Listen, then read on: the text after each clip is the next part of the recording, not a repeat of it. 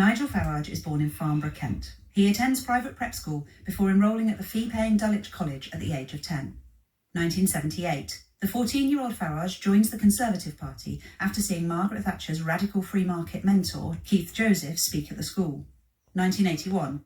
An English teacher at Dulwich College writes that a colleague who teaches Farage, quote, described his publicly professed racist and neo-fascist views, while another colleague recounted that, at a combined cadet force camp organised by the college, Farage and others had marched through a quiet Sussex village very late at night, shouting Hitler Youth songs. One Jewish pupil will later recall how Farage would sidle up to him and say Hitler was right and gas them. Fellow pupil Nick Gordon-Brown remembers he looked like a middle-aged man when he was a sixth former. He was a very vocal National Front supporter.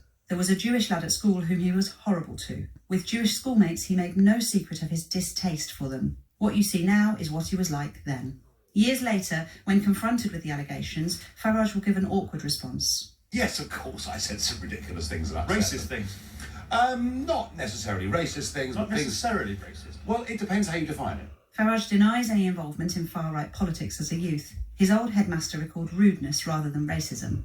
1993, he becomes a founding member of UKIP. 1994, he runs for Parliament as the UKIP candidate in the Eastleigh by-election. Before the poll, he writes to former MP Enoch Powell, asking for his endorsement. Farage has previously declared Powell his political hero and endorsed the basic principle of his notoriously racist Rivers of Blood speech and even acted as his chauffeur. This country, in 15 or 20 years' time, the black man will have the whip hand over the white man. Powell rejects the advances of the 30-year-old Farage. In the by-election, he comes fourth. 1997, he runs as UKIP candidate in Salisbury at the general election, again coming fourth. The following month, he meets Mark Devon, a former UKIP activist who is now head of research at the neo-Nazi BNP, and the editor of Mindbenders, a supposed expose of Jews in the media. Farage is seeking compromising information on UKIP leader Alan Sked in an effort to oust him. A photo shows Farage and Devon at the meeting, along with Tony Leckermer, a BNP member who served 3 years in prison for handling explosives in an attempt to bomb a left-wing group. Leckermer was given another 3 years for stabbing a Jewish schoolteacher who had been trying to remove a BNP sticker on the Underground. 1999, Farage is elected to the European Parliament as MEP for South East England. He soon identifies how an unscrupulous MEP could abuse the expenses system in Brussels. But if you used the secretarial allowances to pay your wife, on top of all the other games that you could play, I reckon this job in Sterlington is worth over £250,000 a year to you. He will soon be putting his observations into practice as he becomes embroiled in a series of expenses scandals. 2001, he runs as UKIP candidate in Bexhill and Battle, coming fourth. 2005, he runs as UKIP candidate for South Thanet, coming fourth. 2006, he runs as UKIP candidate in the Bromley and Chislehurst by-election, coming third. 6 months later, he becomes leader of UKIP for the first time. April 2010. UKIP MEP Nigel Farage admitted that he has taken £2 million of taxpayers' money and expenses, employs his wife to run his office, paid from his allowances, and is hoping to become an MP at the next election. Well, he certainly ticks all the boxes. Can we get right a reply here? Yes. The money didn't go to me. Wasn't it for your party and your offices? Didn't go to me, it went to employees. May 2010, at the general election, he stands in Buckingham, coming third behind a candidate championed by a dolphin. 2012, he advocates for the dismantling of the NHS.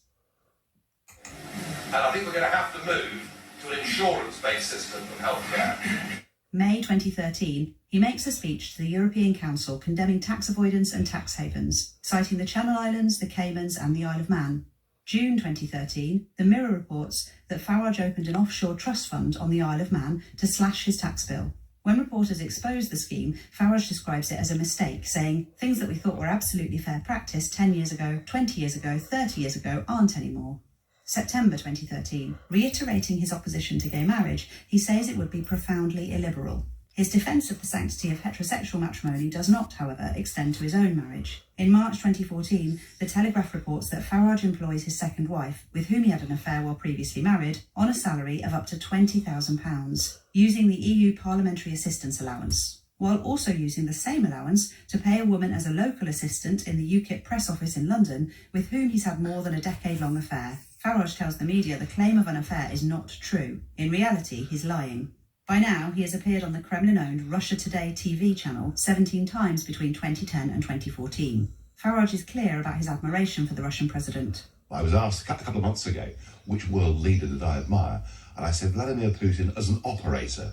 May 2014. By now, Farage is joint leader of the group Europe of Freedom and Democracy, alongside Italian far-right leader Francesco Speroni of the Lega Nord party. Speroni has defended Anders Breivik, the Norwegian far-right terrorist who killed 77 people, including dozens of children, in an attack in 2011. He described Anders Breivik as someone whose ideas are in defence of Western civilization. No, he didn't, actually. He didn't. One of his members did, and we kicked him out of the group. No, you're thinking of Maria Borghesio, who went further and said in a radio interview that Breivik had some excellent ideas.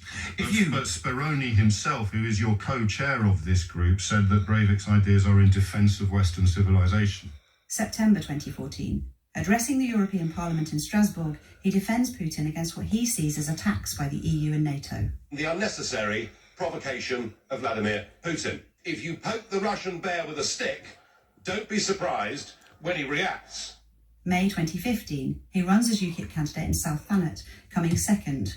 June 2016. With just days to go before the EU referendum, Farage unveils his now infamous Breaking Point poster. It immediately draws comparisons with similar imagery used by the Nazis in Germany. Even prominent Brexiteer Michael Gove says he shuddered when he saw the poster.